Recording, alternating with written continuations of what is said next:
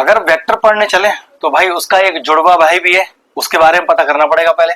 उसका क्या नाम है? उसका नाम है स्केलर, और स्केलर का ही जुड़वा भाई है वेक्टर। तो अगर हमें वेक्टर क्वांटिटीज के बारे में जानना है तो पहले स्केलर के बारे में जानना जरूरी है। अब स्केलर क्या चीज है?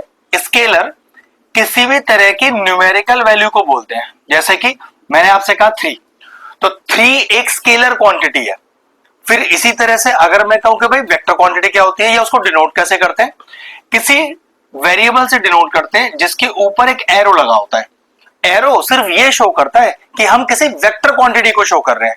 जैसे कि मान लीजिए कि आपने किसी दूरी को तय किया अपने स्कूटर से, तो दूरी तय हुई मान ले 5 किलोमीटर। मान लेना वो जो 5 है ना वो मैग्नीट्यूड कहलाएगा, लेकिन उस 5 किलोमीटर को तय करके आप पहुंचे कहां पर? अगर आपको ये पता ही नहीं है कि 5 किलोमीटर तय तो करना है आपको अपने स्कूटर पे, लेकिन जाना कहां है ये नहीं पता, बस स्कूटर पे बैठ के 5 किलोमीटर तय कर लिया, तो याद रखना वो 5 किलोमीटर मैग्नीट्यूड ही होगा। लेकिन अगर आपको पता है कि उस 5 किलोमीटर को तय करने के लिए आपको पर्टिकुलर डायरेक्शंस भी है, मतलब जाना कहां है वो आपको पता है, या 5 किलोमीटर तय करने के बाद आप अपने पर्टिकुलर डेस्टिनेशन पे पहुंच गए, तो ध्यान रखिएगा अब वो वेक्टर क्वांटिटी कहलाएगा जिसके ऊपर वो एरो भी लग के आएगा। एरो ये शो करता है कि आपके पास मैग्नीट्यूड साथ साथ डायरेक्शन भी है। मैथमेटिकली क्वेश्चन करते समय इसका कोई मतलब नहीं होगा, लेकिन एरो अगर लग रहा है वो क्यों लग रहा है, वो सिर्फ ये शो करता है कि हम जिन क्वांटिटीज को यहां पढ़ेंगे उसमें मैग्नीट्यूड भी है और डायरेक्शन भी है। अब चलते हैं आगे। अब ध्यान से देखो जरा, क्या इसके बारे में जानते हो? एक्स एक्सिस और ये वाई एक्सिस। हाँ बिल्कुल। तो भाई जेड एक्सिस कैसा होता है? जेड एक्सिस तो ऐसा होता है, लेकिन ये तो बोर्ड है ना, 2D फिगर है, तो मैं इस जेड को आपको ऐसे तो दिखा नहीं सकता, तो फिर कॉपी पे दिखाया कैसे जाता है? इसको इस तरह से दिखाया जाता है, जेड एक्सिस। तो ध्यान रखना जो एक्स एक्सिस होता है उसका वेक्टर कंपोनेंट आई होता है, जो वाई होता है उसका वेक्टर कंपोनेंट जे होता है, और जो z होता है उसका वेक्टर कंपोनेंट k होता है। मतलब आप कहीं पर भी इसे चेक करोगे और i j k लिखा होगा तो समझ जाएंगे हम कि भाई i x का वेक्टर कंपोनेंट है, j y का वेक्टर कंपोनेंट है और k z का वेक्टर कंपोनेंट है। तो मैं अगर किसी वेक्टर को a से डिनोट कर रहा हूं तो वो वेक्टर एक्चुअल में डिनोट कैसे होगा? वो होगा vector a is equal to x i y j plus z k. ये है पूरा वेक्टर रिप्रेजेंटेशन जिसमें x के साथ उसका वेक्टर कंपोनेंट, y के साथ उसका वेक्टर कंपोनेंट और z के साथ उसका वेक्टर कंपोनेंट। अब ये बेसिक क्लियर हुआ, आगे चलते हैं। मान लीजिए वेक्टर को एक्चुअल में पढ़ते कैसे हैं या वेक्टर को ऐसे डिनोट कैसे करते हैं। हम किसी ओरिजिन पे खड़े हैं O पर, ठीक है, और ध्यान रखो हम कहां तक गए? A पॉइंट तक, एरो पर ध्यान रखना। और फिर A से हम कहां गए? B पॉइंट तक, एरो पर ध्यान रखना, ठीक है। O से गए A से गए B, तो रिजल्टेंट ऑफ द वेक्टर क्या होगा? रिजल्ट मतलब फाइनल आंसर क्या होगा? तो याद रखना फाइनल आंसर होगा A से लेके B, एरो पर ध्यान रखना। तो देखो जरा कैसे लिखा जाएगा। O से लेके A तो OA वेक्टर प्लस A से लेके B तो AB vector is equal to, क्योंकि रिजल्टेंट है ना वो, तो OB वेक्टर।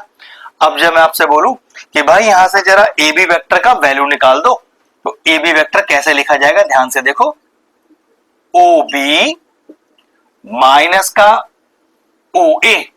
तो जब भी AB वेक्टर होगा तो आप हमेशा उसे कैसे लिखोगे? OB minus OA।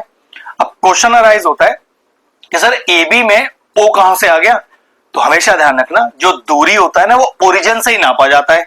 तो what is the value of vector AB? तो लिखने का तरीका OB माइनस OA। बोलते क्या है? OB माइनस OA को बोलने का तरीका है कि position vector of B minus position vector of A। इस तरह से एक वेक्टर डिनोट होता है। चलो एक एग्जांपल और भी ले लेते हैं। जैसे मान लो मुझे डिनोट करना है PQ वेक्टर, तो याद रखना इसे लिखोगे OQ माइनस का OP, और पढ़ोगे कैसे? इसे पढ़ोगे position vector of Q minus position vector of P। इस तरह से वेक्टर को डिनोट किया जाता है। जिसमें PQ वेक्टर बोलते समय आप जब OQ माइनस OP लिखोगे तो कंफ्यूज मत हो ना कि ये O कहां से आया, क्योंकि दूरी तो याद रखो इस फिगर के हिसाब से दूरी हमेशा ओरिजिन से नापी जाती है, और AB वेक्टर का वैल्यू आया इस तरह से था जिसमें लिखा क्या जाता है OB माइनस OA। अब सोचो फिगर आपके पास आया एग्जाम में और उन्होंने क्या किया, इस एरो में थोड़ा चेंजेस कर दिया। वो देखो किस तरह से उन्होंने इस एरो को रिवर्स बना के दिया।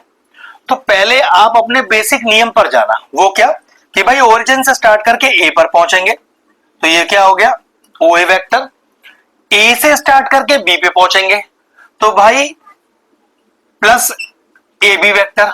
लेकिन दिक्कत है AB वेक्टर का एरो तो उल्टा है, तो याद रखना ये AB नहीं होगा, ये माइनस ऑफ AB वेक्टर हो जाएगा, विच इज इक्वल टू हमेशा OB वेक्टर। तो OB वेक्टर का एरो भी ठीक है, तो भाई ये OB वेक्टर हो गया। अब देखो इसको लिखा कैसे जाएगा, OA वेक्टर माइनस का AB vector is equal to OB vector.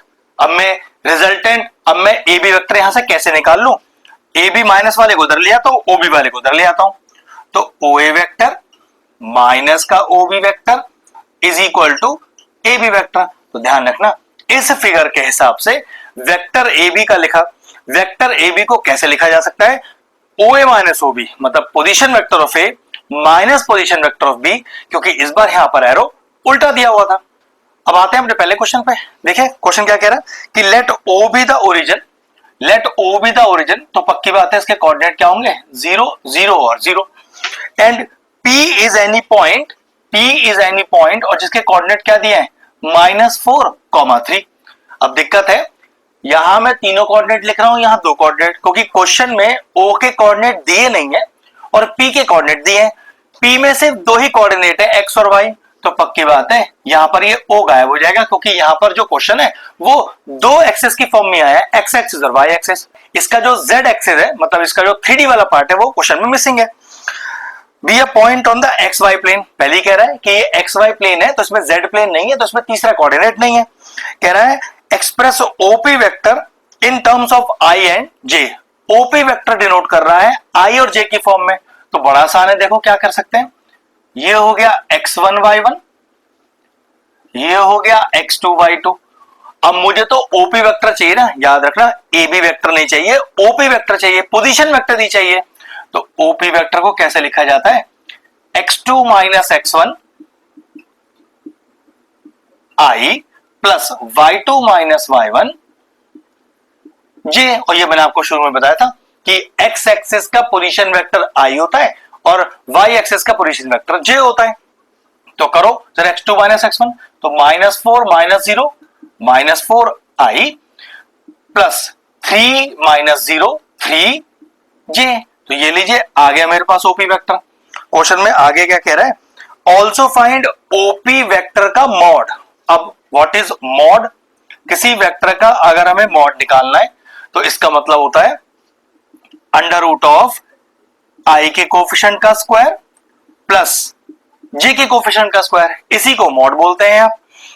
तो अंडर रूट ऑफ ये हो गया 16 प्लस 9 जो कि हो गया 25 इज इक्वल टू 5। ध्यान रखना प्लस माइनस 5 मत लिख देना, क्योंकि OP मॉड का मतलब है कि एक पॉजिटिव वैल्यू आएगा। 5 यूनिट्स आ गया। If the position vector of A, if the position vector of A of A point, देखना है बोर्ड पर पॉइंट क्या दिया हुआ है, ये देखना ये वेक्टर ऐसा तो नहीं लिखा हुआ, पॉइंट जैसी कोई चीज नहीं, अगर वेक्टर फॉर्म में लिख रहा हूं तो ये 12y प्लस nj हो गया, ठीक है, is 13। If the position vector of A of A point this is 13, find the value of n। What is this position vector of A? नहीं तो ये 13 क्या है, हाँ ये दिया है 13 अपने को, और फिर ऐसे समझ लो ना मैग्नीट्यूड दिया है ना 13, 13 आपका वेक्टर तो हो ही नहीं सकता, तो मैग्नीट्यूड निकालने का तो एक ही तरीका है, क्या, अंडर रूट ऑफ x के कोफिशिएंट का स्क्वायर प्लस j के कोफिशिएंट का, सॉरी I के कोफिशिएंट का स्क्वायर प्लस j के कोफिशिएंट का square, squaring on both sides करो,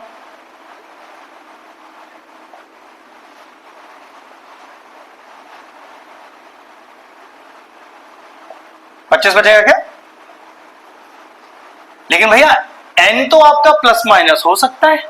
हाँ भाई वो तो x और y की वैल्यू है, वो कोई दूरी थोड़ी ना डिनोट कर रहा है।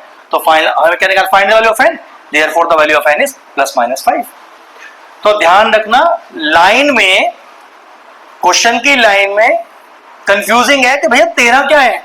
तो भाई 13 सोचो क्या है, शुरू में इसलिए बताया था ना 13 तो एक मैग्नीट्यूड है। बोर्ड पे देखो सब, 13 तो एक मैग्नीट्यूड है।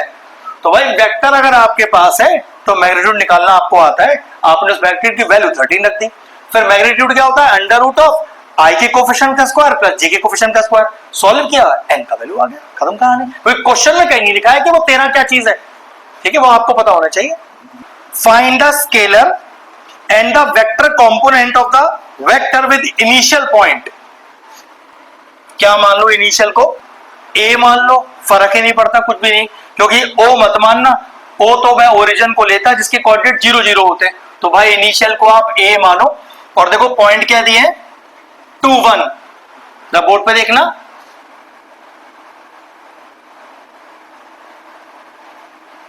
एक बच्चा कह रहा है o कहां से उठा लाए, तो सोच के देखो a जैसा तो पॉइंट होता है ना, अगर उसे पोजीशन, अगर उसे वेक्टर की फॉर्म में लिखना है तो पोजीशन वेक्टर की फॉर्म में लिखना होता है, जिसमें o हमेशा इंक्लूडेड होता है, क्योंकि सारी दूरी ओरिजिन से ही नापी जाती है हमेशा, ठीक है। और दूसरा पॉइंट क्या है अपने पास, -5,7। तो भाई ये क्या दिया हुआ है, और हमसे क्या मांग रहा है, find the scalar and the vector component of a vector. अब सोचो अगर आपके पास उसके पोजीशन वेक्टर OA और OB है तो वेक्टर कौन है फिर आपका, AB। इसलिए वो शुरू का बेसिक सिखाना जरूरी है कि OA और OB से वेक्टर कौन बनेगा, AB बनेगा, जिसे आप लिखोगे क्या एक्चुअल में, OB माइनस OA, ठीक है। तो what is your OB, minus का 5i प्लस का 7j माइनस ऑफ, ठीक, कितना आ गया, माइनस का 7i प्लस का 6j। अब चेक करो जरा, फाइंड क्या करना है, स्केलर और वेक्टर कंपोनेंट। ये तो वेक्टर है, कैसे लिखेंगे, स्केलर कंपोनेंट कैसे लिखेंगे, वेक्टर कंपोनेंट, फिनिश कहानी। ये हम 2D के लिए सीख रहे हैं, भाई 3D के लिए भी हो सकता है। एक नया चीज है, एक इक्वेशन दी है, सुनो सब, एक इक्वेशन दी है। अभी हम यहां वेक्टर की बात नहीं कर रहे, एक स्ट्रेट लाइन की बात करते हैं।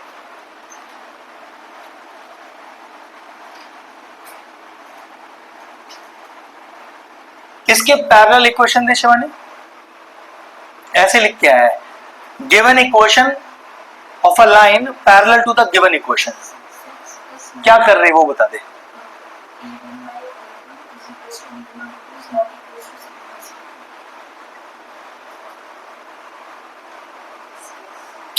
कुछ सही है कुछ गलत है, सिंपल सा चीज है। अगर किसी लाइन के पैरेलल इक्वेशन चाहिए तो दो काम कर सकते हो, किसी सेम नंबर से मल्टीप्लाई या किसी सेम नंबर से डिवाइड, सेम नंबर से, ठीक है। लेकिन ये स्ट्रेट लाइन की कहानी के लिए ऐसा होता है। लेकिन अगर वेक्टर में मुझे किसी के पैरेलल चाहिए तो हमें एक वर्ड चाहिए वहां पर,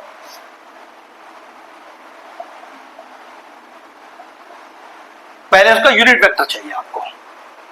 वेक्टर में ऐसे हम किसी टर्म से मल्टीप्लाई नहीं कर सकते उठा के से, क्योंकि दिक्कत है टर्म का मल्टीप्लिकेशन मैग्नीट्यूड होता है, वेक्टर नहीं होता है। आपको वेक्टर पैरेलल बनाना है तो उसके लिए क्या करना है, तो आपको पहले भैया उसके लिए यूनिट वेक्टर फाइंड कर दो एक। अब भैया यूनिट वेक्टर कैसे फाइंड करते हैं, इसका फॉर्मूला है सीधा, देखो कैसे। Unit vector is denoted by n cap. आपने जैसे ही एन कैप लिखा कहीं पर तो ये मुझे बताने की जरूरत नहीं है ना आपको पूछने की भैया क्या कर रहे हो, यूनिट वेक्टर निकाल रहे हो आप। इसका डायरेक्ट फॉर्मूला क्या है, जिस वेक्टर को निकाल रहे हो वो अपॉन में उसका मॉड। तो जो यूनिट वेक्टर होता है वो गिवन वेक्टर के हमेशा पैरेलल होता है। अगला क्वेश्चन पढ़ना। क्या कोई एक ऐसा वेक्टर चाहिए जो गिवन वेक्टर के पैरेलल हो? भैया आगे ना एक मैग्नीट्यूड जैसा वर्ड भी लिखा हुआ है ना, वो बाद में चेक करेंगे उसे। पहले ये चेक करो कि मुझे वेक्टर के पैरेलल कोई वेक्टर चाहिए। क्वेश्चन लिखा है find a vector of magnitude 5, ये बाद में देखना मैग्नीट्यूड 5, इसकी कहानी अभी शुरू में नहीं है। Find a vector which is parallel to किसके? 2i माइनस जे के। तो इसके पैरेलल वेक्टर ढूंढने के लिए आपको इसका यूनिट वेक्टर निकालना पड़ेगा। जैसे किसी स्ट्रेट लाइन में पैरेलल लाइन ढूंढने के लिए किसी टर्म से मल्टीप्लाई कर देते हैं सीधा, लेकिन वो किसी मैग्नीट्यूड से मल्टीप्लाई करते हैं जो कि स्केलर क्वांटिटी है। वेक्टर में ऐसा नहीं कर सकते आप उसको। पहले अब वेक्टर वाले केस में पैरेलल प्रूफ करने के लिए वेक्टर यूनिट वेक्टर निकालना पड़ेगा। तो चलो वही निकालते हैं। तो लिखा कैसे कि let n cap be the unit vector. तो इसका यूनिट वेक्टर कितना आया? 2i माइनस का j होल अपॉन i के कोफिशिएंट का स्क्वायर प्लस j के कोफिशिएंट का स्क्वायर, 4 प्लस 1 5। बोर्ड पे देखो साहब,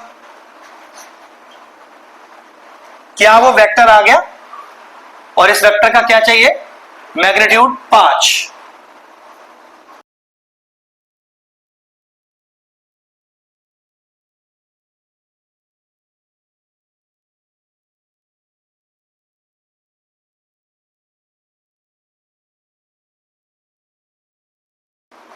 फिनिश, कॉपी करो। तो ऐसा पैरेलल वेक्टर चाहिए जिसका मैग्नीट्यूड 5 हो। तो तूने तो अभी सिर्फ यूनिट वेक्टर से पैरेलल वाला वेक्टर निकाला है, 5 मैग्नीट्यूड वाला कहां निकाला है? उसके लिए 5 मल्टीप्लाई कर दिया लास्ट में जाकर। 7 होता 7 से करता, 2 होता तो 2 से करता। ठीक है, एक ऐसा वेक्टर देखो बोर्ड पे, ये तो पैरेलल वेक्टर है, इसके 5 मैग्नीट्यूड वाला भी चाहिए भाई, तो 5 मल्टीप्लाई करता हूं सेट में। नहीं करता तो कोई जरूरत नहीं थी, अगर क्वेश्चन में नहीं मांगा होता तो। ठीक है, the position vector of ABCD, जरा बोर्ड पे देखो, पोजीशन वेक्टर वर्ड लगा के दे रहा है। माने नहीं बेटे, पोजीशन वेक्टर में वहां देखो कहीं ओ लिखा है क्या? तो फिर मैंने कहां से लिख दिया उठाकर? हाँ जी, बिल्कुल सही जवाब। चेक करो, ये ऐसा ही है। आपको 4 पोजीशन वेक्टर्स दिए हुए हैं ए बी सी डी, तो आगे उनके वेक्टर्स भी दिए हुए हैं कॉमा लगाकर। फिर हमसे कहता है भाई प्रूव करके दिखा दे। डीबी वेक्टर का वैल्यू है 3b माइनस ए, ये प्रूव करना है। और एसी वेक्टर का वैल्यू है a प्लस 3b। तो अंजलि जी, डीबी वेक्टर को क्या लिख सकता हूं मैं? भैया आप जानो आप क्या लिख सकते हो, मुझसे क्या पूछ रहे हो? क्लास आप पढ़ाने के लिए आए हो या हम पढ़ाने आए आपको? क्या लिखूं इसे? पूछ रही हो, बता रही हो क्या? बाद वाला माइनस पहले वाला। ओबी वेक्टर माइनस का ओडी वेक्टर। चेक करो ओबी कितना है अपने पास और कितना है ओडी। भैया माइनस के बाद ब्रैकेट लेने का रिवाज है हमारे यहाँ, 26 में होता है, होता है, आप भी लगा लेना। लेकिन भैया आपने ब्रैकेट तो लिया ही नहीं।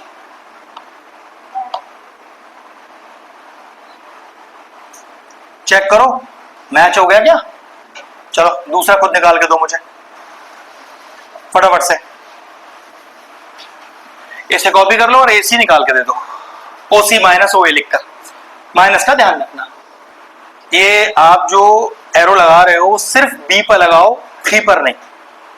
ठीक है, मतलब वो एरो मैग्नीट्यूड वाली वैल्यू पे ना दिखाई दे। ठीक है, ध्यान रखना उसे। ये बात को वो समझ के, मतलब ये समझदारी क्या चीज है। अपन 2a लिख रहे हैं और एरो इतना बड़ा लगाया कि वो 2 पे होता हुआ गया ना, 2 पे नहीं जाएगा, सिर्फ a पे आएगा। वो 2 तो मैग्नीट्यूड है उसका। देख लो मेरा कहीं ऐसा एरो दिख रहा हो जो 3 को दिखता हो कभी ऊपर, या 2 में दिखता हो, देखो कहीं नहीं दिखाई देगा। वो आदत में है कि वो आएगा ही नहीं कभी, या कुछ बच्चों को पता ही नहीं क्या लिख रहे हैं। साइंस होने का कोई मतलब तो नहीं है, साइंस आती भी हो, पेल मारा सब में। तो ऐसा भी हो जाता है। ये पूरा पहला पेज मैं तकरीबन सारे क्वेश्चन 1 मार्कर है, आपको एमसीक्यू में ही दिखाई देंगे सभी। ये अभी बड़ा क्वेश्चन कोई भी नहीं है, 2 3 4 5 वाला वो सब बाद में जाकर आएंगे, ठीक है। चलो कह रहा है find the position vector of the point of the joints of the point. देखो जरा बोर्ड पे बेटा, इसका प्रेजेंटेशन गड़बड़ हो जाता है बहुत ज्यादा। एक ऐसा पॉइंट निकालिए जिसका पोजीशन वेक्टर ए और बी पॉइंट का पोजीशन के वेक्टर के डिवाइड करता हो इन द रेशियो। अब प्रॉब्लम ये है जब हम पॉइंट लिखते हैं तो एबीसी की फॉर्म में लिखते हैं, लेकिन पोजीशन वेक्टर तो ओ ए ओ बी ओ सी की फॉर्म में लिखते हैं। वहां तो मैं लिख नहीं सकता, तो वहां तो मैंने ऐसे ही छोड़ दिया, लेकिन देखो आंसर कैसे लिखा जाएगा। सेक्शन फॉर्मूला तो पढ़ा है अपन ने, तो सबसे पहले मैं इसको कैसे सेक्शन फॉर्मूला डिवाइड कर रहा हूं। देखो वहां 2 केस में डिवाइड किया हुआ है क्वेश्चन में, एक बार एक्सटर्नली एक बार इंटरनली। तो पहले इंटरनली बताता हूं कैसे लिखोगे, देखो बोर्ड पे जरा।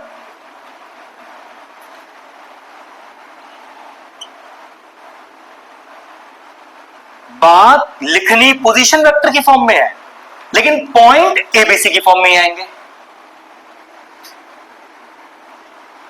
ये बेटा समझनी जरूरी है।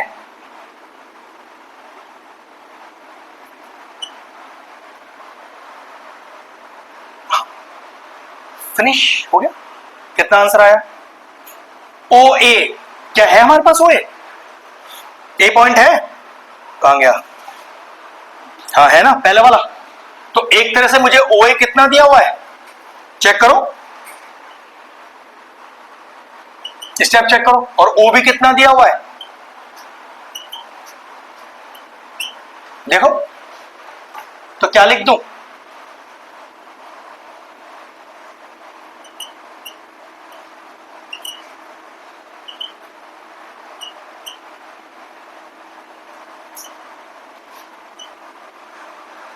फोर ए 6B 9A 6B 5।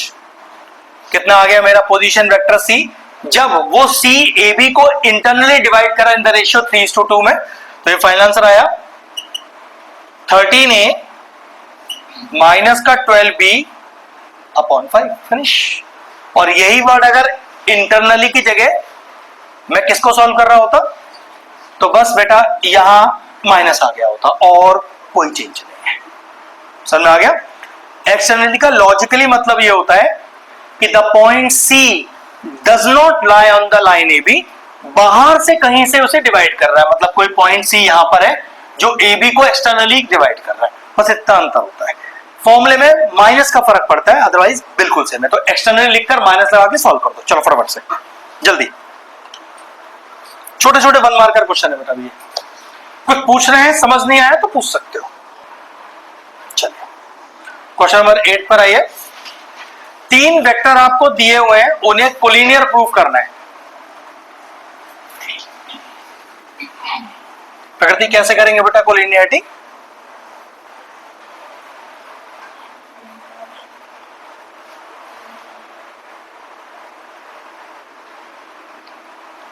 Collinear proof करना है, आपने तो अच्छे से कर लिया है, वीडियो भी देख लिया अच्छे से।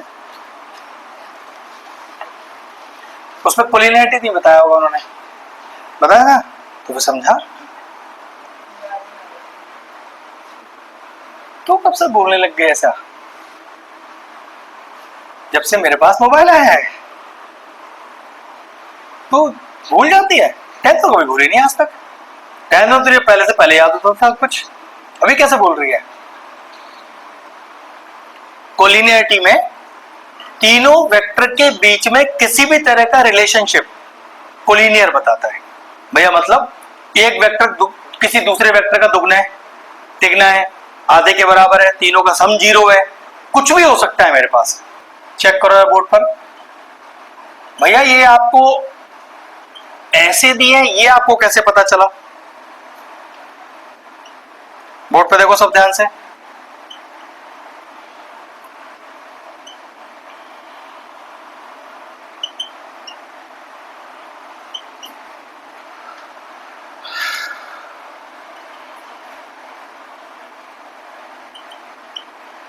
तीन वेक्टर है मेरे पास, ओ ए ओ बी ओ सी। सबसे पहले मैं क्या निकालूंगा, ए बी, वो कैसे निकलेगा, ओ बी माइनस ओ ए। फिर मैं निकालूंगा बी सी, जो कैसे निकलेगा, चलो पहले इतना निकाल के दो भैया, कोई जुगाड़ ही नहीं निकली आपके इससे, तो तब मुझे इसकी जरूरत पड़ेगी। हो सकता है मेरा जुगाड़, मेरा काम इसी दो से ही हो जाए। चलो पहले करो इतना। अच्छा, वो जो मैं पूछ रहा था, ये मुझे कैसे पता चला कि ये ओ ए ओ बी ओ सी दिया है, क्वेश्चन में तो कहीं लिखा नहीं है कि ये पोजीशन वेक्टर्स है, बताओ। हमेशा याद रखना, तीन वेक्टर का रिलेशनशिप अगर निकालना हो तो वो पोजीशन वेक्टर की फॉर्म में ही निकलेगा। तीन वेक्टर अगर दो होते ना, सिर्फ दो, तो इनमें पहले से ही कोई रिलेशनशिप होता। तीन के लिए आपको पोजीशन वेक्टर ही निकालना है इसमें। चलो पहले कॉपी करो और मुझे बताओ ओ बी माइनस ओ ए कितना आ रहा है और ओ सी माइनस ओ बी कितना आ रहा है, फटाफट से कैलकुलेट करके बता दो।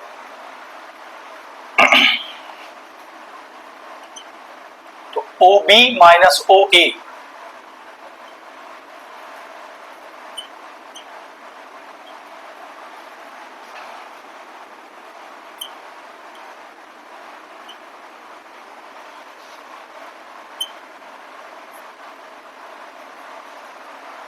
ये क्या कर दिया, ए बी सी ना,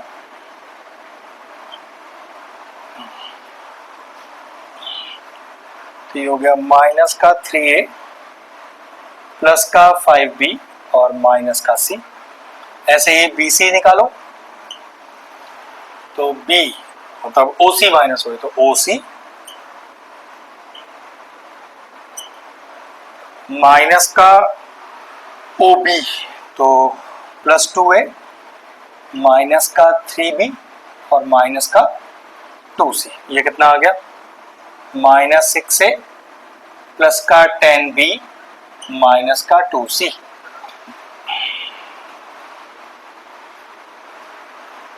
किसी को कोई रिलेशनशिप दिखाई दे रहा है, ऐसे ही चेक करो, इसमें 2 मल्टीप्लाई कर देना पूरे में ए बी में, तो क्या ये बीसी के बराबर हो जाएगा। तो आप लिखोगे कि since BC vector is twice of AB vector, hence A, B, C are collinear, या given vectors are collinear। Finish. कैसा भी रिलेशनशिप आ जाए किसी के बीच में, चलो लिखोगे since twice of AB vector is equal to BC vector, hence the given three vectors are collinear। कुछ भी हो सकता है, मैंने क्या बोला, तीनों वेक्टर के बीच में किसी भी तरह का रिलेशनशिप उसको कोलिनियर बना देता है। मेरा रिलेशनशिप में चेक करो, ए बी सी तीनों मौजूद नहीं है तो, और रिलेशनशिप है ट्वाइस के बराबर है। कुछ भी हो सकता है, कुछ भी हो, अभी तो पहला क्वेश्चन कर रहे हो, ऐसा भी हो सकता है भैया सीए की जरूरत पड़ रही है, इनमें तो कोई रिलेशन दिखा नहीं, मैं सीए भी निकाला तो तीनों का सम 0 आ रहा है, ये भी तो रिलेशनशिप है। रिलेशनशिप बनेगा जरूर अगर कोलिनियर है तो, ठीक है। ऐसा है। पहले 9th वाला क्वेश्चन देखो, आपको एक वेक्टर गिवन है, सब देख लो बेटा एक बार, एक वेक्टर गिवन है, आपको इसका सिर्फ मैग्नीट्यूड निकालना है। तो मैग्नीट्यूड क्या बोलता है बेटा, मॉड लगाया पहले, और इसको कैसे लिखा मैंने, अंडर रूट ऑफ आई के कोफिशिएंट का स्क्वायर प्लस जे के कोफिशिएंट का स्क्वायर प्लस के कोफिशिएंट का स्क्वायर। तो 9 प्लस 4 प्लस 36, ये हो गया 40 और 49, मैग्नीट्यूड आ गया 7, खत्म कहानी। फिर क्वेश्चन नंबर 10 में हमें एक यूनिट वेक्टर निकालना है, इस वेक्टर के अलोंग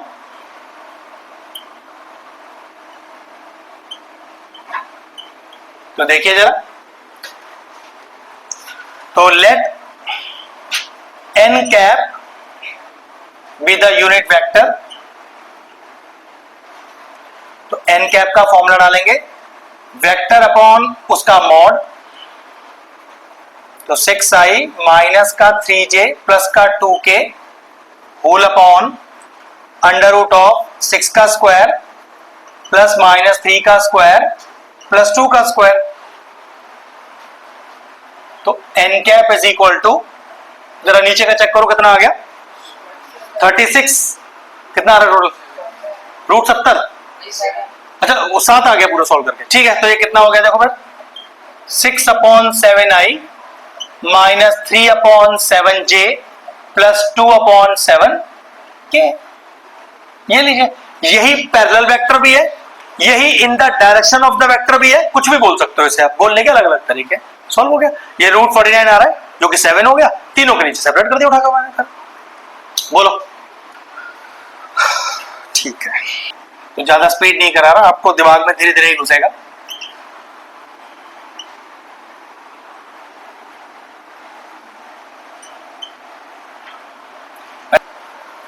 शिवानी गिरे भैया औकात में रहो, हमारे औकात क्या देख के बात करो।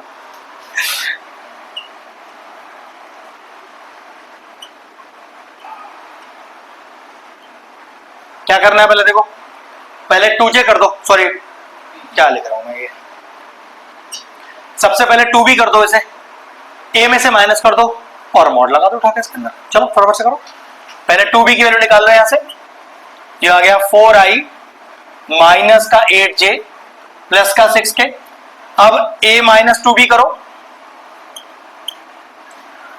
तो भाई 3i माइनस का 2j प्लस का k माइनस का 4i प्लस का 8j माइनस का 6k, ये हो गया माइनस i प्लस का 6j माइनस का 5k। फिर आपसे कह रहा है भाई मॉड भी निकाल दो इसका, अंडर रूट ऑफ i के कोफिशिएंट का स्क्वायर प्लस j के कोफिशिएंट का स्क्वायर प्लस k के कोफिशिएंट का स्क्वायर। तो 1 प्लस 36 प्लस 25 कितना आ गया भाई, 30 और 2 50, 60 61 62 आएगा ना, √62। अब चेक करो स्प्लिट हो रहा है क्या, फिर तो नहीं होगा अभी, तो फिर बस खत्म हो गया आंसर, √62 ही आ जाएगा। मेन दो चीजें पढ़नी है अपने को वेक्टर्स में, क्या, एक तो दो वेक्टर्स का डॉट प्रोडक्ट या स्केलर प्रोडक्ट, और हमें पढ़ना है दूसरा केस में क्रॉस प्रोडक्ट या वेक्टर प्रोडक्ट, ठीक है। डॉट प्रोडक्ट में फॉर्मूला होता है mod a mod b cos theta, जबकि क्रॉस प्रोडक्ट में फॉर्मूला होता है mod a mod b sin theta into n cap. बताऊंगा एन कैप की कहानी जब हम पढ़ेंगे इसके बारे में, पहले इतना कॉपी करो जरा। Dot product of two vectors और vector product of two vectors या cross product of two vectors.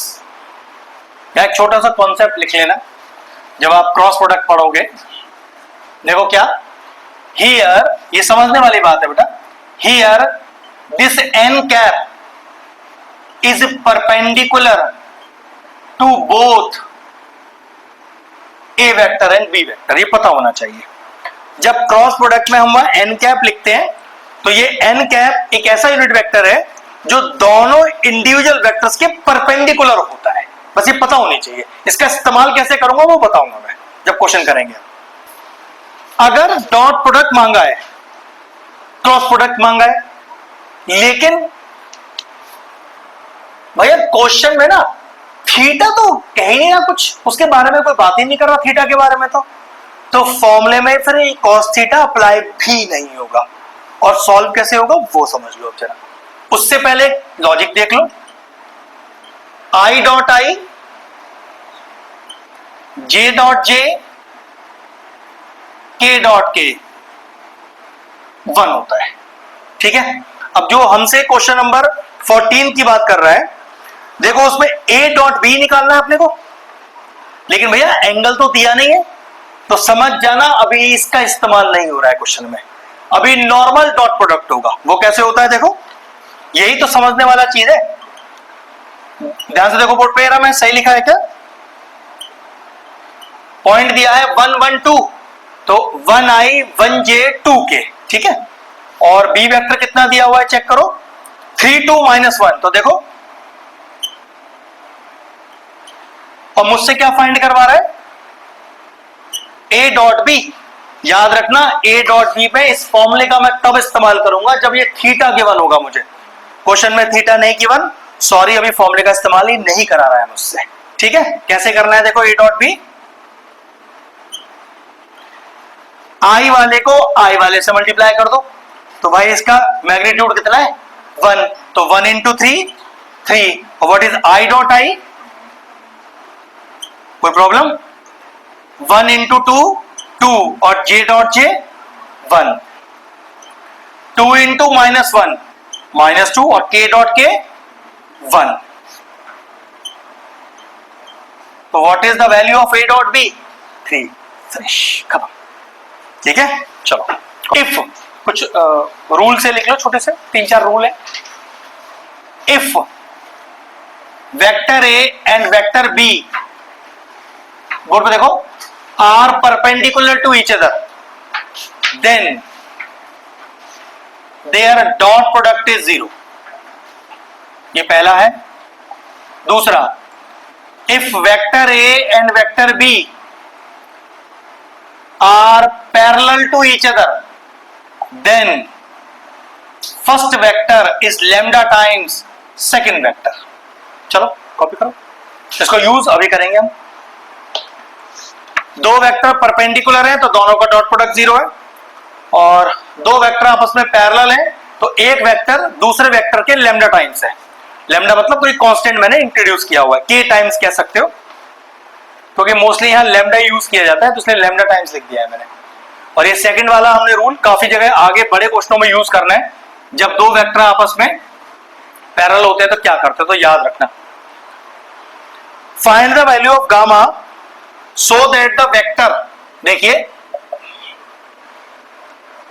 2i plus gamma J plus के, और एक दूसरा वेक्टर है b आपके पास i माइनस का 2j प्लस का 3k are perpendicular to each other. देखो जरा, आप कह रहे हो कि भैया vector a is perpendicular to vector b, तो आप कह सकते हो भाई डॉट प्रोडक्ट 0 है, और डॉट प्रोडक्ट करते हैं इसका, then a dot b is equal to 0। चलो डॉट प्रोडक्ट करो, 1 2 इंटू 1 2, और i dot i 1, gamma into -2 is -2 gamma, j into j 1, 1 into 3 is 3, k dot k 1 is equal to 0।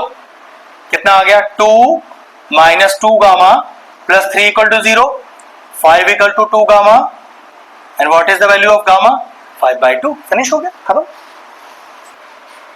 a vector is equal to 3i plus 2j plus 9k, और b is equal to i plus pj plus k। एक बार perpendicular p का value निकालिए, एक बार parallel p का value निकालिए। तो परपेंडिकुलर है तो आप कहोगे कि since a is perpendicular to b, then a dot b is equal to 0। चलो डॉट करो फटाफट से, तो 3 into 1 plus 2p into 1 plus 9 into 1 is equal to 0। तो 3 plus 2p plus 9 is equal to 0, 2p is equal to -12, b equal to -6। Check कर लो भाई। अब एक बार पैरेलल वाले केस के लिए फाइंड करने वाली बात, तो लिखोगे कि since a vector is parallel to b vector, then a is equal to lambda times of b। तो देखो a कितना है, लैम्डा टाइम्स ऑफ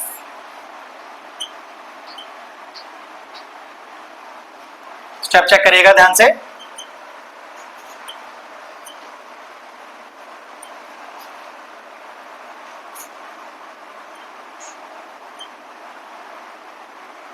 क्या मैं i से i का कोफिशिएंट कंपेयर कर लूं, j से j का कोफिशिएंट कंपेयर कर लूं, k से k का कोफिशिएंट कंपेयर कर लूं? तो लैम्डा की वैल्यू कितनी आ गई, i वाले i से, फिर j वाले से कंपेयर करो, लैम्डा निकाल ही चुका हूं। लेकिन देखो भैया एक लैम्डा 9 भी आ रहा है आपके पास, जब लैम्डा की वैल्यू 3 है तब p का वैल्यू 2/3 है, लेकिन जब लैम्डा की वैल्यू 9 है तब देखो p का वैल्यू कितना आएगा। तो ध्यान रखना आपके पास यहाँ p की 2 वैल्यू होंगी, क्योंकि यहाँ लैम्डा की 2 वैल्यूज है आपके पास। बात समझ में आ गया? बस कॉपी कर दो। चले नया टॉपिक आ गया, एंगल निकालना है। और कौन सा आ गया, एंगल के लिए देखो मैंने अभी डॉट और क्रॉस के दो फॉर्मूलेस लिखवाए थे आपको, उसमें साइन थीटा और कॉस थीटा था, उसमें वो थीटा अटक रहा है ना, और थीटा ही तो एंगल होता है अपना। तो चलो फिर वहीं से फॉर्मूला निकलेगा।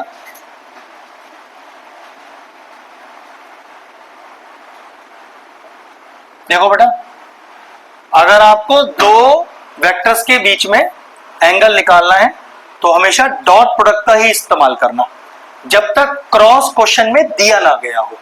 ठीक है, ऐसा तो क्वेश्चन में कुछ कहा नहीं है डॉट क्रॉस वाला, तो डॉट ही इस्तेमाल करते हैं इसमें हम। और देखो फॉर्मूला क्या हो गया हमारा, दो वेक्टर का डॉट प्रोडक्ट होल अपॉन उनका मैग्नीट्यूड से डिवाइड, ये होता है दो एंगल के बीच का वेक्टर, दो एंगल के बीच में, दो वेक्टर्स के बीच में एंगल का फॉर्मूला। कॉपी करो और कोई इस्तेमाल मत करना इसके अलावा। साइन वाला इस्तेमाल किया जाता है लेकिन उसके लिए नियम दूसरा है कुछ, तो बताऊंगा वो क्या नियम है जब आएगा।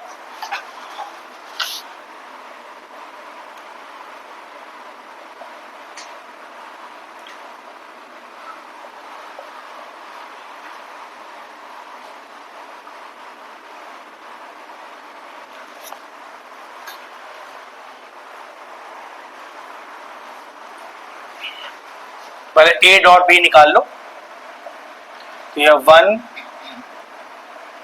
2 -1। बेटा बहुत आराम से और ध्यान से करना, 1 मार्कर क्वेश्चन भी कितनी बार गलत हो जाते हैं बच्चों से जल्दबाजी के चक्कर में, इसलिए आराम से।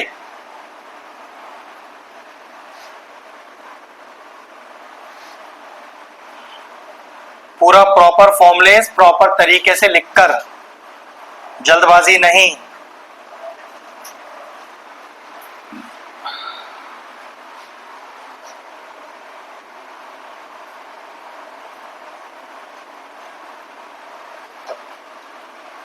देखो ना, पहले स्टेप समझ लो एक बार। ठीक है भैया, कॉस थीटा आया है, थीटा थोड़ी ना आया आपका आंसर अभी।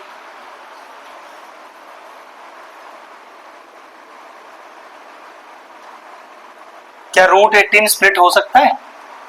9 नहीं, कैसे होगा ये? 9 to the 80, तो 9 तो हो गया, 3√3 तो 3√2 हो गया फिर ये, तो कितना होगा बेटा कॉस इनवर्स? ये है इसका फाइनल आंसर। चलो देखो, लिख के ऐसे आता है, 1 मार्कर क्वेश्चन है, मोस्टली पूछा जाता है। ए ऑन बी, तो डायरेक्ट फॉर्मूला है बेटा ए ऑन बी का, दोनों वेक्टर का डॉट अपॉन ऑन वाला केस। अगर ये बी ऑन ए होता तब भी ऊपर तो डॉट ही आता, लेकिन नीचे फिर ए वेक्टर का मॉड आता, तो बस ए ऑन बी निकाल दो, ए और बी दोनों आपके पास है। चलो कॉपी फटाफट सॉल्व करो। ए डॉट बी कितना आ रहा है? 8, और नीचे बताओ 7। हाँ, तो प्रोजेक्शन ए ऑन बी कितना हो गया? 8/7 आ गया। चेक करो क्वेश्चन नंबर 20 सही तरह से लिख रहा हूं मैं?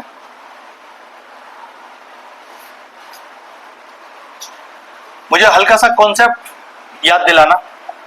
एक बी वेक्टर भी अपने पास गिवन है और एक सी वेक्टर भी अपने पास गिवन है।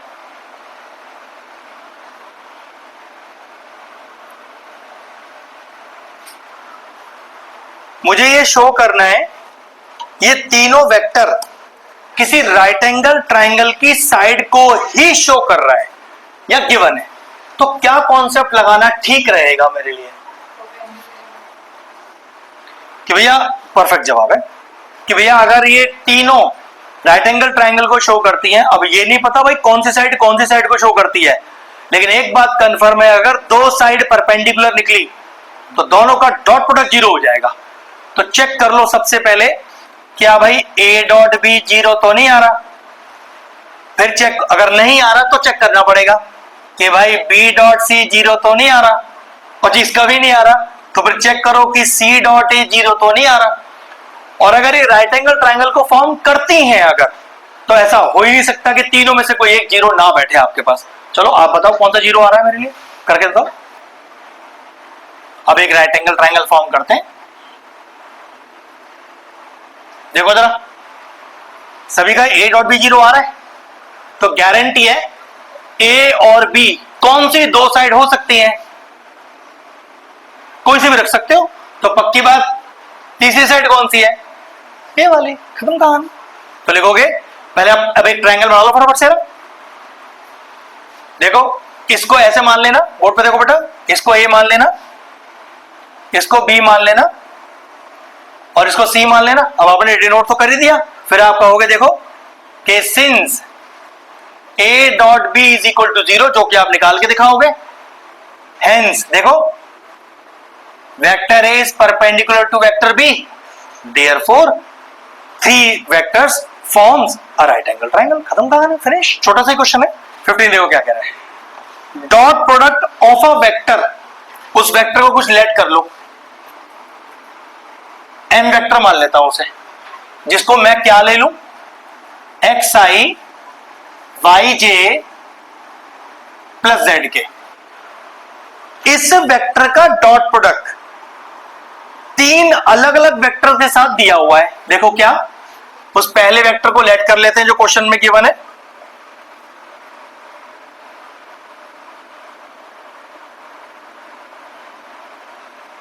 अभी समझ में आ जाएगा, परेशान मत हो।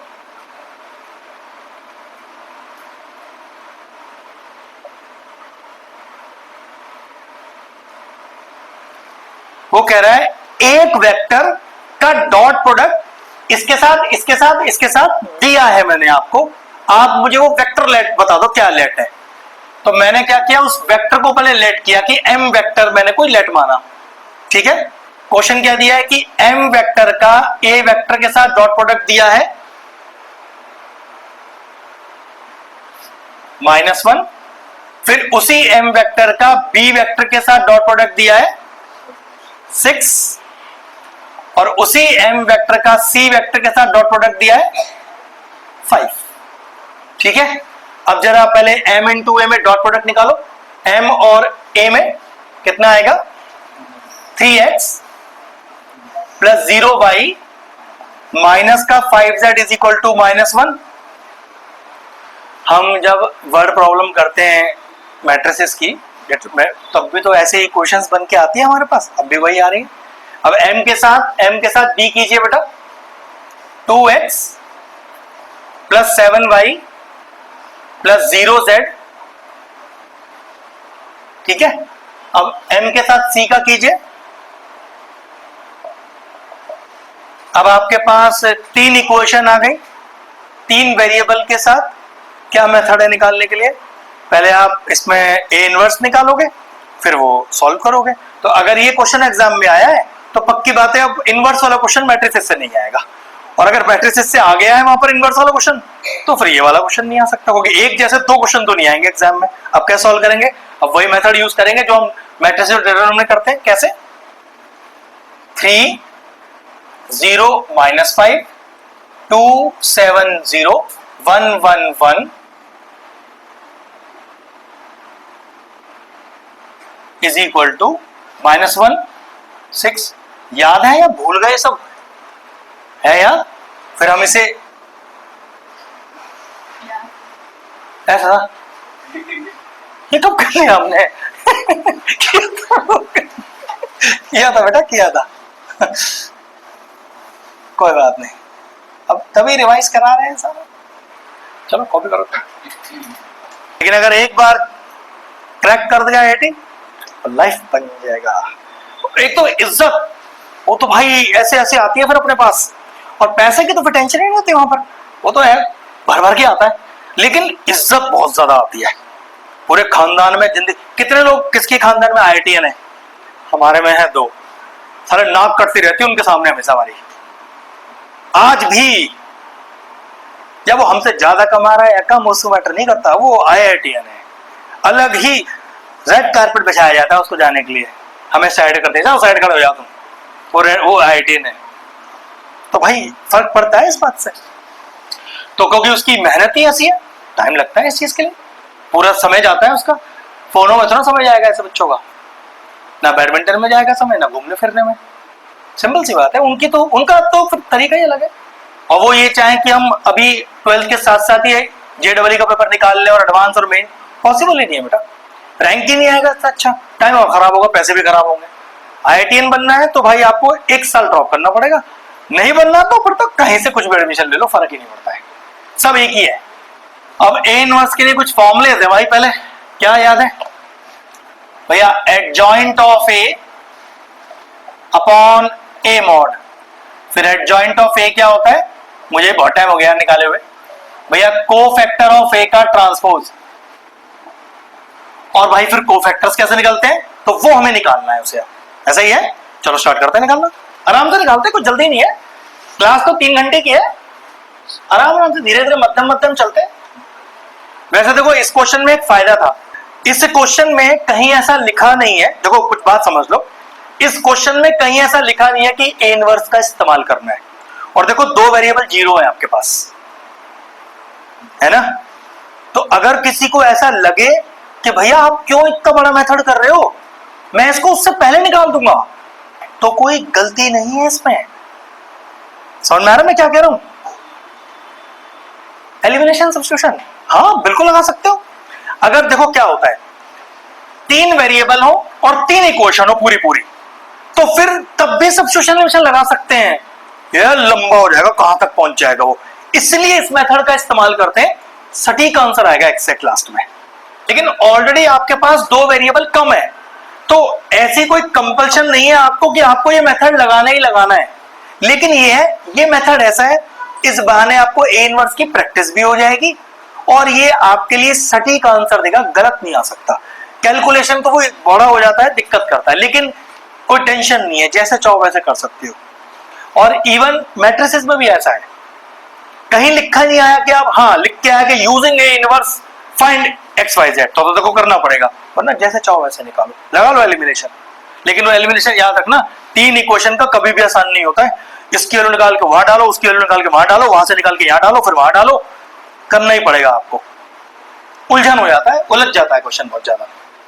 चलिए C11, तो -1 की पावर 1 + 1, ऊपर से नीचे मल्टीप्लाई, माइनस ऑफ नीचे से ऊपर। C12, -1 की पावर 1 + 2, ऊपर से नीचे मल्टीप्लाई, माइनस ऑफ नीचे से ऊपर। C13, -1 की पावर 1 + 3, ऊपर से नीचे मल्टीप्लाई, माइनस ऑफ नीचे से ऊपर।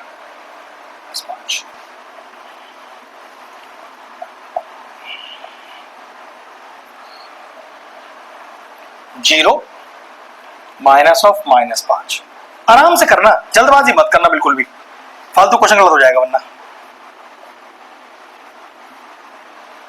3 + 5 8।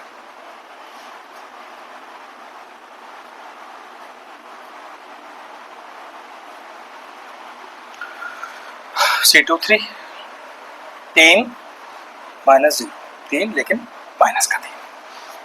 C31,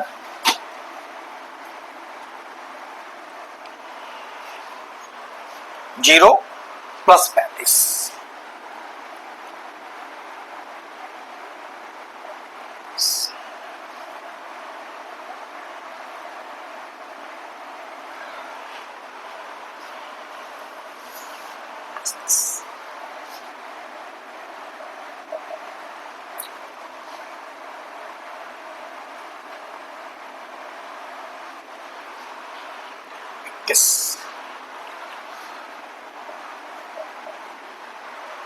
चेक कर लो भाई स्टेप। तो हमारा कोफैक्टर क्या आ गया, ऑफ A 7, माइनस का 2, माइनस का 5। आराम से करना बेटा, माइनस का 5, 8, माइनस का 3, 35। भाई एक बार चेक कर लेना, क्रॉस चेक। एडजॉइंट निकालो, ट्रांसपोज करो इसका।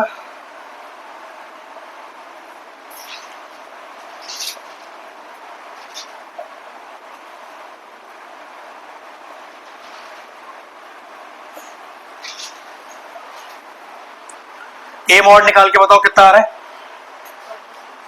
36, 46। ओके, ए मॉड 46 आ रहा है भाई। अब ए इनवर्स आ गया अपने पास।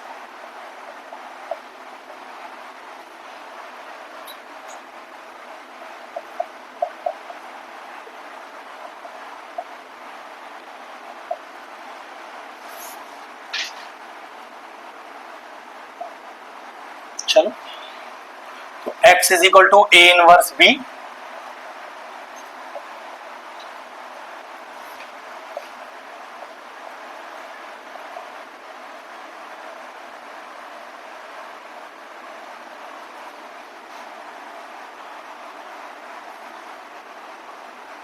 चलिए,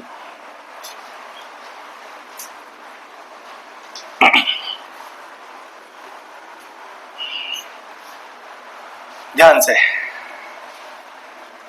माइनस का 7, माइनस का 30, 5 5 25 और 2 कैरी, 5 15 16 17, फिर 2 48 और माइनस का 50, 5 माइनस का 18 और प्लस का 5 और 105। ये हो गया माइनस 37 प्लस 175, 50 माइनस का 50 और माइनस का 13 प्लस 105। कितना आएगा भाई? 138। यहां तो जीरो ही आ गया, और नीचे 13 हटा, 105 में से 13 हटाओ, 2 92।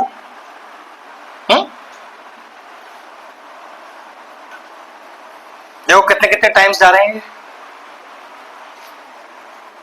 नीचे वाला 2 टाइम्स जा रहा है, ये 0। ये कितने टाइम्स जा रहा है? 3 टाइम्स, है ना? आ गया एक्स वाई जेड की वैल्यू, और ये एक्स वाई जेड ही हमारा वेक्टर एम था एक्चुअल में। तो कितना फाइनल आंसर आया? 3i plus 0j plus 2k। ये लीजिए, आ गया हमारा वेक्टर। अब यही एक क्वेश्चन वेक्टर में भी आ गया, और यही क्वेश्चन फिर से आ गया एक बार और। नहीं, ऐसा होता ही नहीं कभी भी, एक ही बार आएगा जब भी आएगा। ए क्रॉस बी चाहिए, ए और बी वेक्टर दिया है, क्रॉस निकालना है।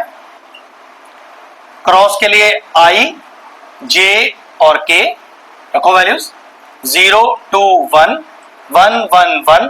जैसे ए डिटरमिनेंट को सॉल्व किया जाता है, प्लस माइनस प्लस लगा के सॉल्व करते जाइए, ए क्रॉस भी अपने आप आ जाएगा हमारा।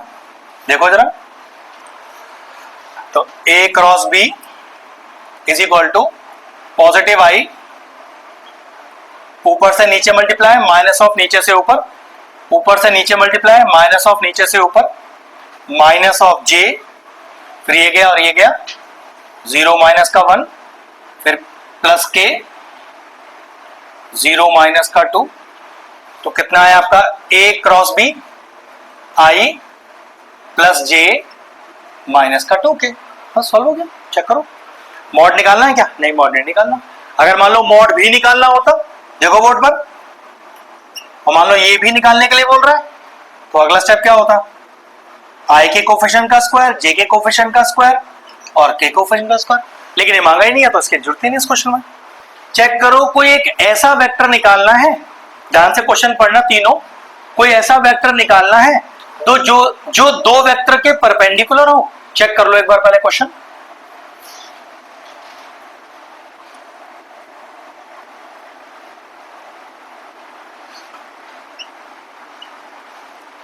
चेक करो, ऐसा ही वेक्टर निकालना है, और इस पूरी क्वेश्चन में कौन है वो ऐसा जो ए और बी दोनों के परपेंडिकुलर है? N cap. तो याद रखना फॉर्मूला तो यहां से मैं नहीं निकालूंगा, लेकिन वो वेक्टर एन कैप है ये मुझे पता है, और उसका डायरेक्ट फॉर्मूला होता है a vector which is perpendicular to the two given vectors is A cross B upon A cross B का मॉड। ये है वो फॉर्मूला। जब एक ऐसा वेक्टर निकालना हो जो दो वेक्टर्स के परपेंडिकुलर हो तो डायरेक्टली फॉर्मूला चेप देना। इस फॉर्मूले से मैंने कोई काम धंधा नहीं किया है। ये तो फॉर्मूला इस्तेमाल ही तब होगा जब तक थीटा गिवन नहीं होगा, लेकिन वो एन कैप कौन था बस वो बताना था मुझे, इसलिए मैंने शुरू में आपको बोला था एन कैप कौन है। ये एक ऐसा वेक्टर है जो ए और बी के परपेंडिकुलर है और उसी की बात कर रहा है, तब फॉर्मूला ये लगता है इसमें। चलो पहले क्रॉस निकाल लो, फिर उस क्रॉस का ही मॉड निकाल दो और डिवाइड कर दो उठाकर इसके अंदर। वो फॉर्मूला तो अब इस्तेमाल हो ही नहीं है जब तक थीटा गिवन नहीं होगा। इस बार आपको क्वेश्चन कुछ इस फॉर्म में दिया है बेटा,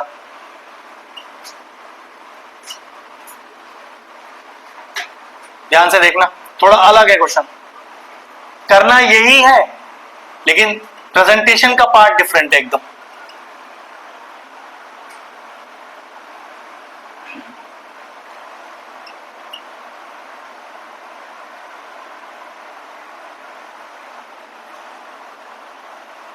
स्टेप चेक करो, पहले इतना तो समझ में आ गया। परपेंडिकुलर टू टू वेक्टर्स, ओए ओबी ओसी पोजीशन वेक्टर है, वेक्टर नहीं है ये, तो वेक्टर यहां कौन से होंगे वो देखो। अब यहां पर थोड़ा सा समझने वाला बात भी है, ध्यान से देखना। अगर ए बी और सी तीन पॉइंट है तो वेक्टर लेने के लिए आप साइक्लिक चल सकते हो। वो कैसे देखो, दो वेक्टर कौन कौन से हो सकते हैं, वो दो वेक्टर ए बी और क्रॉस को लगा दिया अभी, ए बी और ए सी हो सकते हैं। वो दो वेक्टर ए बी और बी सी हो सकते हैं। वो दो वेक्टर बी सी और सी ए हो सकते हैं। अगर बी सी है तो भाई वो सी ए ही बनेगा, याद रखना। बी ए मत लिख देना उठाकर गलती से भी, सी बी भी मत लिख देना उठाकर गलती से भी। हमेशा वेक्टर साइक्लिक चलता है, तो सबसे बेस्ट है या तो ये दो ले लो या फिर ये दो ले लो, इसकी भी जरूरत नहीं है। कोई से भी दो वेक्टर ले लो आपकी चॉइस के। फिर आपने लिखा कि let n cap be the perpendicular vector, जो दो वेक्टर के परपेंडिकुलर है। अब आप लेट ले लो, आप कौन से दो वेक्टर मान रहे हो, फॉर्मूले में चेप दो उठाकर। मैं ऊपर वाले मान रहा हूं, मान लो, तो हमारा जवाब क्या हो गया, दो वेक्टर का क्रॉस अपॉन दोनों वेक्टर का मॉड, क्रॉस का मॉड, फिनिश हो गया। वहां पर ये वेक्टर आपको डायरेक्टली दिया हुआ था, यहां पहले पॉइंट्स गिवन थे, वहां से पोजीशन वेक्टर से वेक्टर फाइंड करना था, तब ये निकलेगा। अब ये ए बी यही वाला ए है और ए सी वही वाला बी है, लॉजिक सेम है। चलो स्टार्ट हो जाओ फटाफट से, पहले अपने ए बी और ए सी निकाल लो जल्दी से।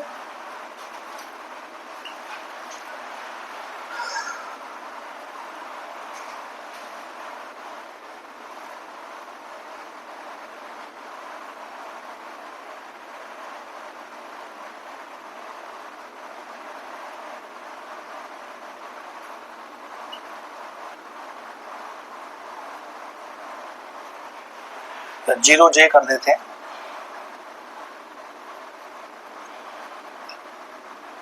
और ऐसे ही ए सी निकाल लो,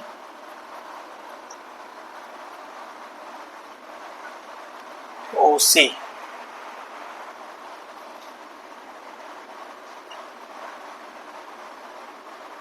माइनस का ओ ए,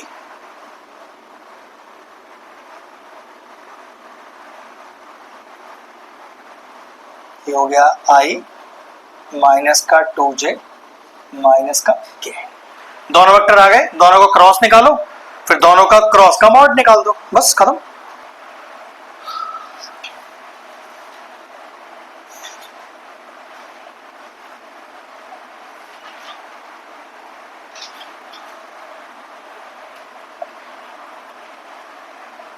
और इधर आएगा 1 माइनस 2। चलो बताना कितना आ रहा है इसका क्रॉस सॉल्व करके, कितना आ रहा है cross, 10i plus 3j। Check कर लो भाई पहले आंसर, यही आ रहा है क्या? बोर्ड निकालते हैं इसका।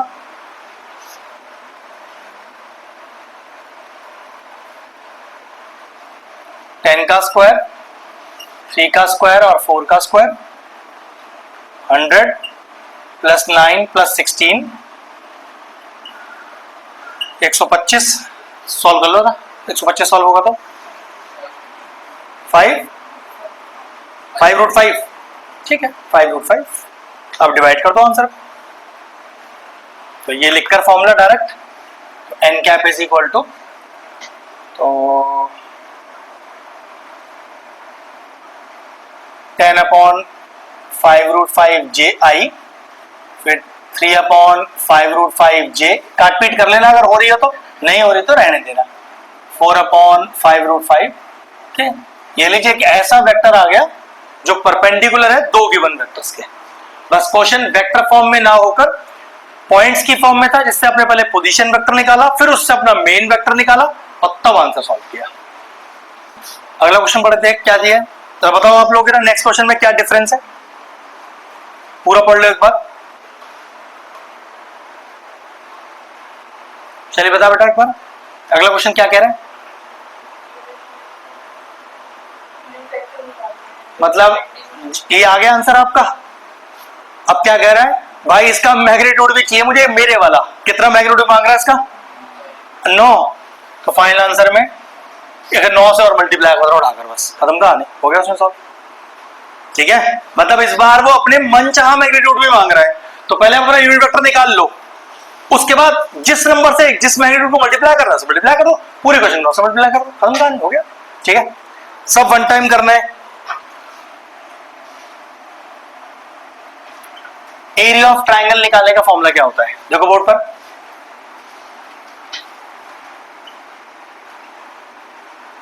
हाफ ए क्रॉस बी, कॉपी करते रहो।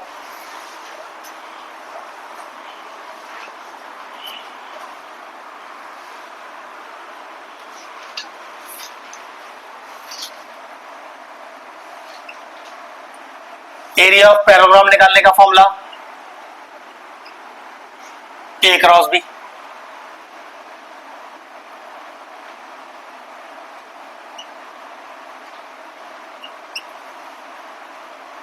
बोर्ड पे देखो क्या लिखा है मैंने। निकालना तो पैराग्राम का एरिया है, लेकिन भाई इस बार साइड्स नहीं गिवन है, इस बार डायगोनल्स गिवन है, तो ध्यान रखना फॉर्मूला क्या होगा फिर।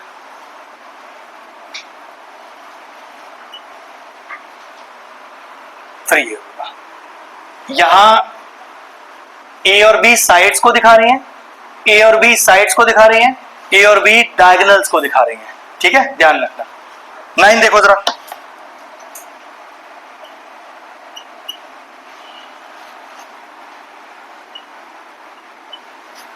ऐसे दिया हुआ है और क्या मांग रहा है, फाइंड द वैल्यू ऑफ ए और बी, फाइंड द एंगल चाहिए भाई। देखो जरा इसका फॉर्मूला क्या है,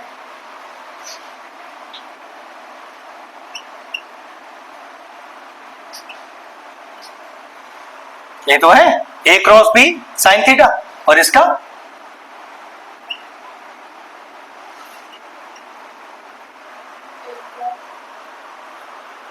एन का तभी लगाया जाएगा जब परपेंडिकुलर वाली बात की जाएगी। अगर परपेंडिकुलर वाली बात नहीं की गई तो यहां एन कैप को नहीं दिखाया जाएगा। ठीक है, बोर्ड पे देखो साहब,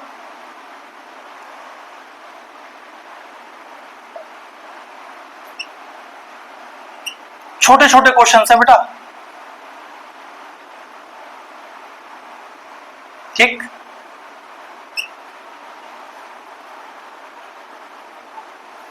फिनिश हो गया। ऐसा फॉर्मूला है वो, ए डॉट बी का whole square plus A cross B का whole square is equal to, देखो मॉड ए क्या दिया हुआ है, मॉड बी क्या दिया हुआ है, ए डॉट बी क्या दिया हुआ है, और mod of A cross B क्या दिया हुआ है, चेक कर लो फटाफट से। मॉड ए है 10, मॉड बी है 2, ए क्रॉस बी है 12 और भाई ए डॉट बी है 12 और क्रॉस निकालना है अपने को, तो बस सॉल्व कर दो फटाफट से।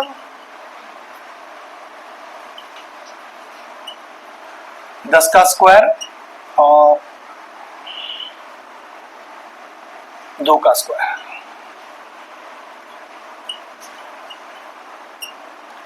तो 100 इंटू 4 माइनस का 144,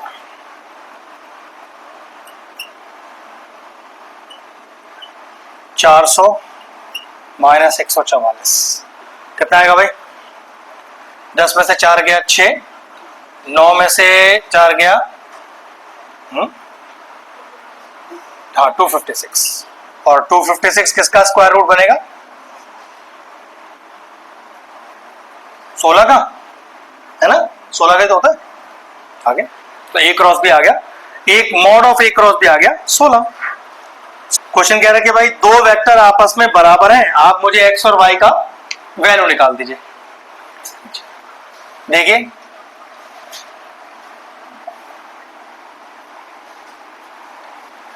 दो वेक्टर आपस में बराबर हैं, एक्स और वाई का वैल्यू निकाल दीजिए। कितना हुआ? कोएफिशिएंट कंपेयर कर लो, के खत्म। कुछ A B C are the unit vectors. देखो जरा, अगर ये यूनिट वेक्टर्स है तो इन्हें ऐसा लिखा जा सकता है बेटा,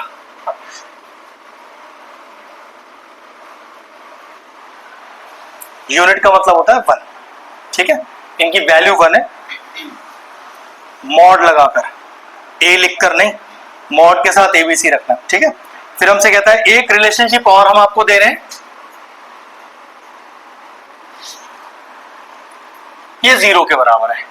ये बोर्ड में बहुत बार आया हुआ है क्वेश्चन, पेपर में भी दिख जाता है बच्चों का, 3 नंबर तक का क्वेश्चन है। आप हमें वैल्यू निकाल दीजिए, इसमें एक छोटी सी चीज सिखानी है बस, फिर तो आप मेरे ख्याल से इजीली सॉल्व भी कर पाओगे। ले बेटा चलो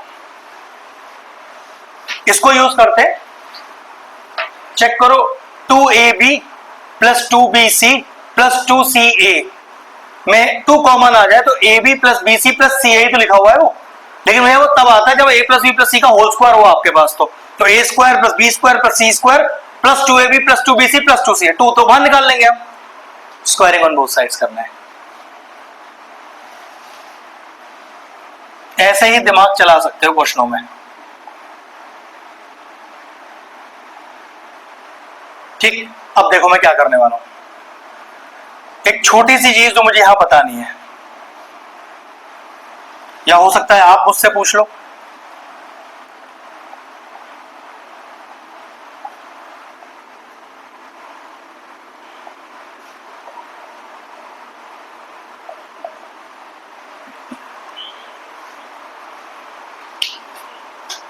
अगर ए मॉड में है, बी मॉड में है, सी मॉड में है, तो फिर ये मॉड में क्यों नहीं है तीनों? ध्यान रखना, अगर आपने ऐसे लिखा तो फिर ये cos थीटा लिखना जरूरी है आपका। अभी मैं तो बिना मॉड की वैल्यू चाहिए था ना, तो इसलिए ध्यान रखना, यहां पर ही मैं ऐसा कुछ डालूंगा नहीं, गलती से भी इसको ऐसे मत लिख देना या मॉड लगा के एक क्रॉस, तो ये गलत हो जाएगा क्वेश्चन आपका यहां पर, ठीक है? ये विदाउट मॉड ही आएगा। इन तीनों का वैल्यू आई थिंक 1 है मेरे पास, जिसका स्क्वायर भी 1 है, 2 कॉमन ले लिया,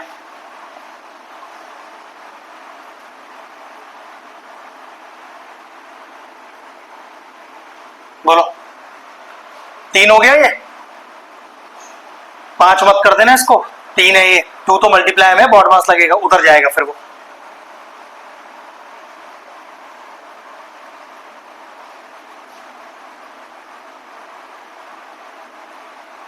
और क्या करो अगला स्टेप, क्या करना है? 2 को उधर लेके जाओ, तो इस एक्सप्रेशन का वैल्यू क्या आ गया? 3 मार्क का क्वेश्चन है, मॉड नहीं लगाई, समझाइए फिर से बोल। तो 1 का स्क्वायर तो 1 ही होता है ना। हाँ, ए स्क्वायर भी। अबे क्या कर रहा हूँ यार, बिल्कुल बेटा आएगा वो तो, स्क्वायर क्यों नहीं आएगा।